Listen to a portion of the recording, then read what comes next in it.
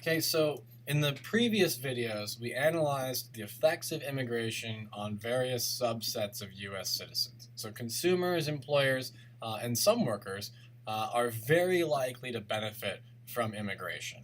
And the workers that benefit are going to particularly be the ones who are going to be able to work complementary to immigrant workers. Okay? Workers who are easily substituted by immigrant workers are most likely to be the losers due to immigration. Though, as we saw, this is not as crystal clear as some people would have us believe. And again, I want to emphasize that I'm not saying that immigration is either good or bad. I'm just pointing out that there is more to this issue than most people believe. Okay? But what do the immigrants actually add? So in this one, what we're going to do is we're going to look at the overall gains of immigration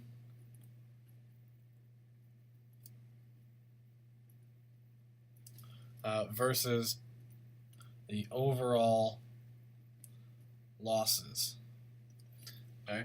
So what do immigrants actually add to a country? So for starters, immigrants are both consumers and producers. So whether they make the native people of a country richer or poorer depends on how much they increase production versus how much they increase consumption. And so if it's the case that they add more to production than they do to consumption, then they actually make a country wealthier, not poorer, right? And if they increase consumption more than they increase production, then they'll make the country poorer, okay? But what about the effects of legal immigrants on, say, tax revenue and public subsidies, right? As I'm sure you're all aware, or soon will become aware, taxes are a price that citizens pay to their government in exchange for certain benefits. And again, we can use the same type of logic as in the preceding paragraph or sections to analyze this. If immigrant workers pay more in taxes than they receive in benefits, then they are a net benefit to the U.S. as a whole, and they would actually reduce the taxation that we would all have to pay to get the same level of benefits. If they receive more in benefits than they pay in taxes, then they would be a net cost to the U.S. as a whole, as we would all have to pay higher taxes to receive the same level of benefits. And so one off-cited situation is the claim of illegal immigrants committing crimes. So illegal immigrants and crime. Okay. While they certainly are guilty of the crime of being in a country illegally, and so at some level, right, it is true that all illegal immigrants are committing a crime or commit crimes because they live here illegally, and illegality is a crime, right? If we ignore that, so we ignore the fact that they're illegally here, so we ignore, and we don't. So when I say we ignore it, what I'm saying is like we don't count that as the crime that they're committing. Okay. If we do that, it's not quite as clear that illegal immigrants are more likely to commit crimes besides being here illegally than native citizens. And so one study from 2007 comparing crime rates of American citizens versus illegal immigrants found that 3.5 or 3.4 really, 3.4% of U.S. citizens were institutionalized for crimes in prisons, mental hospitals, drug treatment centers, or other long-term care facilities. So, for U.S. people, 3.4%. For illegal immigrants,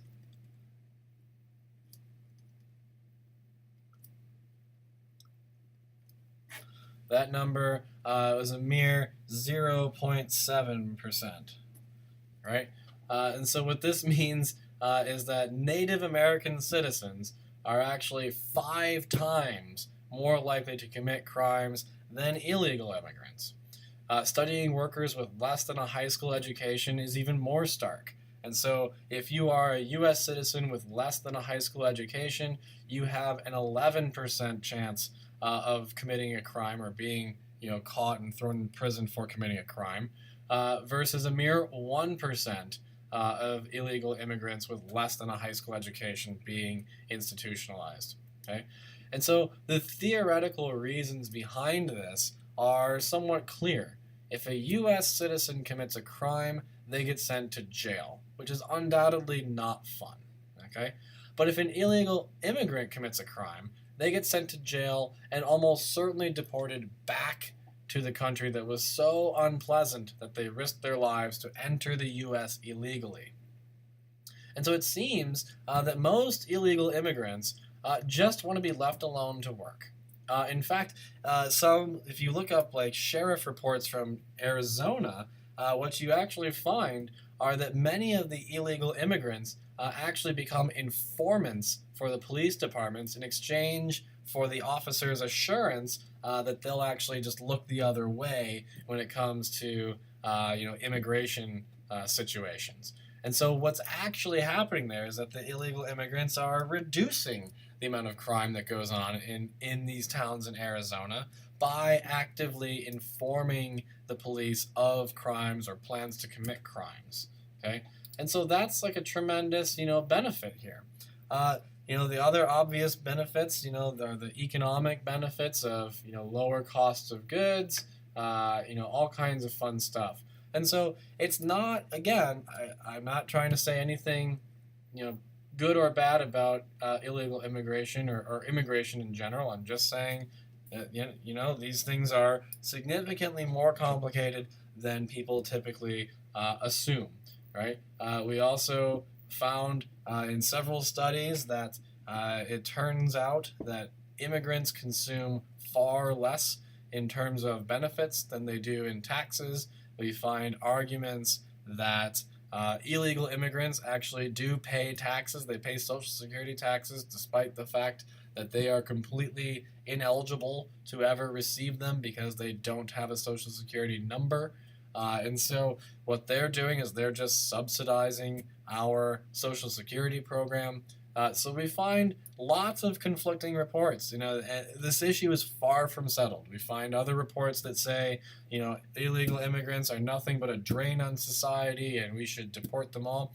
We find all the opinions, but the key here is just to sort of recognize that this isn't as settled of an issue as people seem to think. Okay, there's lots of moving parts. There's lots of things going on. Right? And so what I sort of want to conclude this week's videos with is to stress that I'm not trying to change your minds on this. I'm not trying to tell you that immigration is the greatest thing ever, that we should have completely open borders or anything like that. All I want to do is point out, like I've done all semester, is that like everything else in life, there are positives and negatives associated with this. And as a result, the issue is far from settled, and it probably never will be truly settled. And so with this week's lecture, notes and discussions and materials are all doing, or at least attempting to convey, is sort of a framework for thinking about the decisions of potential immigrants and under what conditions preventing immigration might be economically beneficial to a country. And under which conditions we should be opening or allowing immigrants to come in, right? So in situations where the increased labor demand warrants an increase in wages, it might make economic sense to actually just open the borders more and reduce the C2 and C3, right? Or at least the C2, maybe not the C3. But in situations where it would be economically beneficial to allow more people in, those are situations where reducing C2 seems to make economic sense. And in situations where we're harmed by immigration, where things are not exactly as great, it seems like raising C2 and or C3 it would be the economically correct policy. And so, these things are not as universally clear as we may have thought prior to this week. Okay, and so I've provided links on Blackboard to several, well-reasoned debates and discussions on this issue. I highly recommend that you read these as well as the textbook. because there's a lot more to this topic than what we've discussed in these 4 or 5 videos. Okay, so look at these things, inform yourself, and just understand that this issue is not as crystal clear as people seem to think. Okay, and so with that, I will close out this week's videos.